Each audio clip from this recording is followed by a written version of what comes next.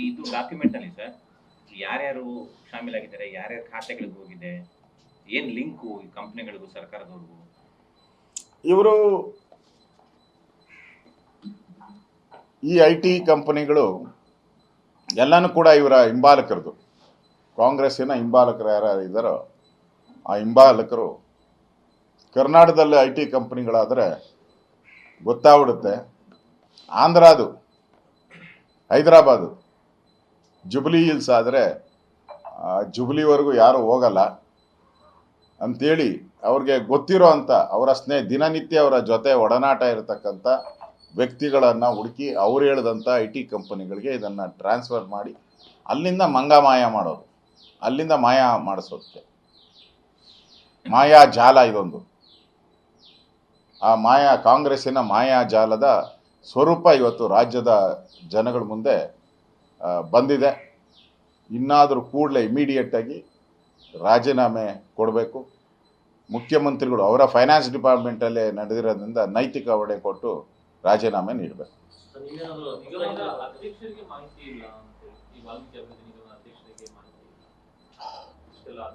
ವಾಲ್ಮೀಕಿ ನಿಗಮದ ಅಧ್ಯಕ್ಷರು ನಾನು ಕೂಡ ನೋಡಿದೆ.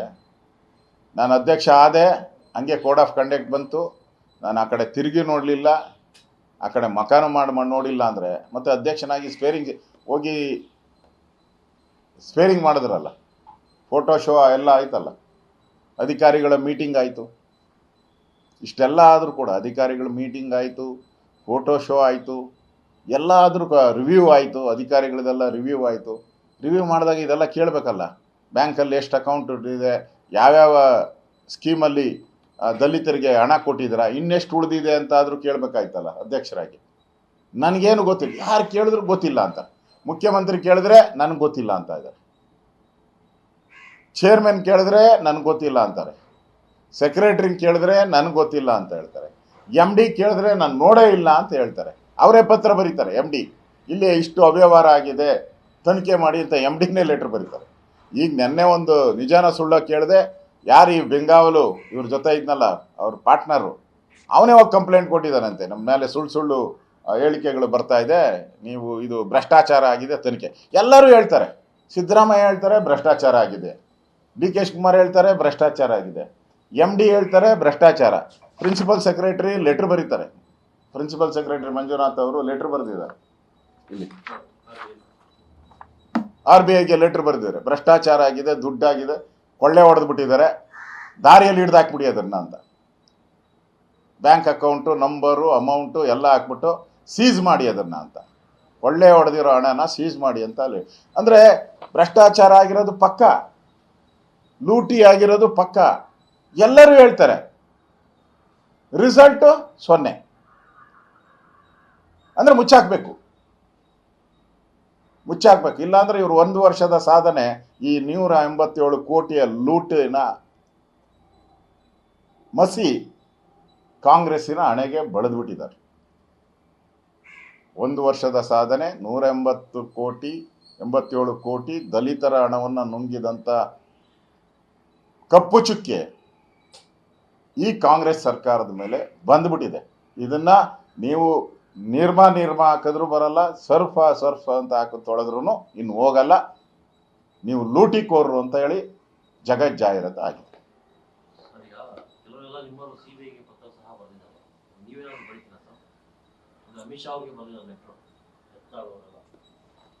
ನೋಡಿ, ನಮ್ಮ ಪಾರ್ಟಿಯ ಈಗಾಗಲೇ ಇದ್ರ ಬಗ್ಗೆ ಚರ್ಚೆ ಆಗಿದೆ. ನಾನು ಕೂಡ ರಾಜ್ಯದ ಅಧ್ಯಕ್ಷರ ಜೊತೆ, ನಮ್ಮ ಪಾರ್ಟಿ ಜೊತೆ, ಲೀಡರ್ಸ್ ಜೊತೆ ಎಲ್ಲ ಮಾತಾಡ್ತೀನಿ. ಕಾನೂನು ಪ್ರಕಾರ ನಾವೇನೇ ಮಾಡೋದಿದ್ರು ಕಾನೂನು ಪ್ರಕಾರ ಮಾಡಬೇಕು. ಕಾನೂನು ಪ್ರಕಾರ ವಿರೋಧ ಪಕ್ಷದ ನಾಯಕನಾಗಿ ನನಗೇನು ಅವಕಾಶಗಳಿದೆಯೋ ಎಲ್ಲ ಅವಕಾಶಗಳನ್ನು ಉಪಯೋಗಿಸ್ತೀನಿ. ಈಗಾಗಲೇ ನಾನು ಪತ್ರವನ್ನು ನಡ್ಡಾಜಿಯವರಿಗೆ, ನಮ್ಮ ರಾಷ್ಟ್ರೀಯ ಅಧ್ಯಕ್ಷರು ನಡ್ಡಾಜಿಯವರಿಗೆ 2 ದಿನದಿಂದನೇ ಇದ್ರ ಬಗ್ಗೆ ಪತ್ರ ಮತ್ತು ಪತ್ರಿಕಾ ಮತ್ತು ಎಲೆಕ್ಟ್ರಾನಿಕ್ ಮೀಡಿಯಾ ದಾಖಲೆಗಳು ಏನೇನು ಬಂದಿದೆ ಇಷ್ಟನ್ನು ಕೂಡ ನಮ್ಮ ಕೇಂದ್ರದ ನಾಯಕರಿಗೆ ಕಳಿಸ್ಕೊಟ್ಟಿದ್ದೀವಿ.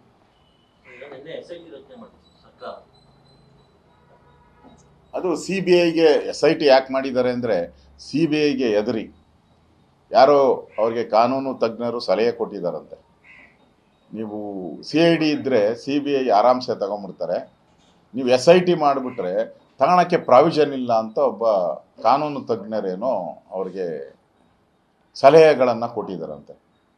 ತಪ್ಪಿಸ್ಕೊಳಕ್ಕೋಸ್ಕರ ಅವ್ರಿಗೆ 187 ಕೋಟಿ ಅವ್ಯವಹಾರನ ತನಿಖೆ ಮಾಡಬೇಕು ಅನ್ನೋ ಒಂದು ಕಿಂಚತ್ತು ಕಾಂಗ್ರೆಸ್ ಅವ್ರಿಗೆ ಎಲ್ಲೂ ಇಲ್ಲ. ಇದರಿಂದ ಹೆಂಗೆ ತಪ್ಪಿಸ್ಕೊಬೇಕು ಅನ್ನೋದಕ್ಕೆ ಮೀಟಿಂಗ್ಗಳ ಮೇಲೆ ಮೀಟಿಂಗ್ಗಳು ಮಾಡ್ತಾಯಿದ್ರು. ನೆನ್ನೆನೂ ಕೂಡ ಮುಖ್ಯಮಂತ್ರಿಗಳು, ಉಪಮುಖ್ಯಮಂತ್ರಿಗಳು, ಎಲ್ಲ ಮಂತ್ರಿಗಳು ಸೇರಿ ಡಿಸ್ಕಷನ್ ಮಾಡಿದ್ದಾರೆ. ಅವ್ರ ಅಜೆಂಡಾ ಅಲ್ಲಿ ಡಿಸ್ಕಷನ್ ಆಗಿರೋ, ನನಗೂ ಮಾಹಿತಿ ಬಂದಿರೋ ಪ್ರಕಾರ ಏನಾದರೂ ಮಾಡಿ ಈ ಕೇಸನ್ನು ಮುಚ್ಚಾಕಿ ಅಂತ ಮುಖ್ಯಮಂತ್ರಿಗಳಿಗೆ ಎಲ್ಲ ಮನವಿ ಮಾಡಿರೋವಂಥದ್ದು ನನಗೂ ಇನ್ಫಾರ್ಮೇಷನ್ ಬಂದಿದೆ. ಅದರಿಂದ ಈ ಸರ್ಕಾರದ ಮೇಲೆ ನಂಬಿಕೆ ಇಲ್ಲ. ಈ ಸರ್ಕಾರ ಇದನ್ನು ಮುಚ್ಚಾಕ್ತೈತೆ. ಪದೇ ಪದೇ ತನಿಖಾ ಏಜೆನ್ಸಿಗಳನ್ನು ಚೇಂಜ್ ಮಾಡ್ತಾ ಇರೋದು ನೋಡಿದ ಮೇಲೆ ಯಾಕೆ ಮಾಡ್ತಾ ಇದ್ದೀರಾ ಪದೇ ಪದೇ ತನಿಖಾ ಏಜೆನ್ಸಿಗಳನ್ನು? ಇದರಿಂದನೇ ಗೊತ್ತಾಗ್ತೈತೆ ನೀವು ಕೇಸನ್ನು ಮುಚ್ಚಾಕಬೇಕು ಅನ್ನೋ ಷಡ್ಯಂತ್ರವನ್ನು ಮಾಡ್ತಾ ಇದ್ದೀರಾ ಅಂತ ಸ್ಪಷ್ಟವಾಗಿ ಆಗ್ತಾ ಇದೆ. ಅದರಿಂದ CBI ತನಿಖೆ ಮಾಡಿ.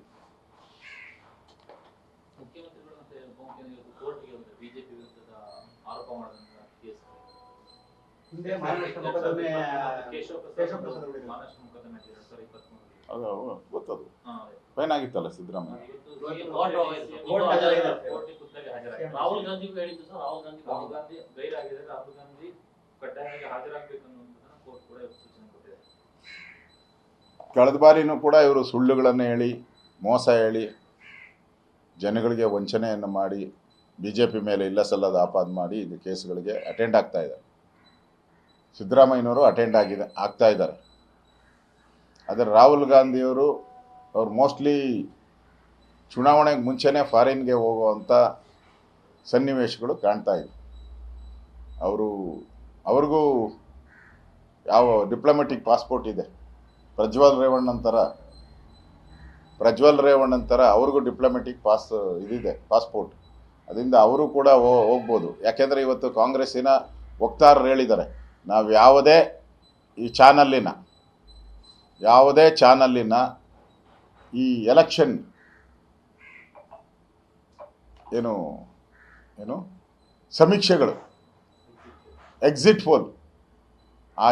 ಪೋಲ್ ಸಮೀಕ್ಷೆಗಳಲ್ಲಿ ನಾವು ಭಾಗವಹಿಸುವುದಿಲ್ಲ. ಎಲ್ಲ ಚಾನಲ್ಗಳಲ್ಲೂ ಅವರ TRPಗೋಸ್ಕರ ಅದನ್ನು ಮಾಡ್ತಾ ಇದ್ದಾರೆ. ಅದಕ್ಕೋಸ್ಕರ ನಾವು ಇದರಲ್ಲಿ ಭಾಗವಹಿಸಲ್ಲ ಅಂತ ಸ್ಪಷ್ಟವಾಗಿ ಹೇಳಿದ್ದಾರೆ. ಅಂದರೆ ಇನ್ನು ರಿಸಲ್ಟ್ ಬರೋಕ್ಕೆ ಮುಂಚೆನೇ ಎಸ್ಕೇಪ್ ಅವರು. ಇನ್ನು ರಿಸಲ್ಟ್ ಬರಲಿಲ್ಲ. ಎಕ್ಸಿಟ್ ಪೋಲ್ಗೆ ಅವರು. ಎಕ್ಸಿಟ್ ಪೋಲ್ ಮುಂಚೆನೇ ರಾಹುಲ್ ಗಾಂಧಿ ಎಕ್ಸಿಟ್ ಆಗಿದ್ದಾರೆ. ಅದಕ್ಕೆ ಅವರು ಕೋರ್ಟ್ಗೂ ಬರ್ತಾ ಇಲ್ಲ. ನ್ಯೂಸ್ ಫಸ್ಟ್ ನಿರ್ಭೀತಿಯಿಂದ ನಿಮ್ಮ ಪರವಾಗಿ.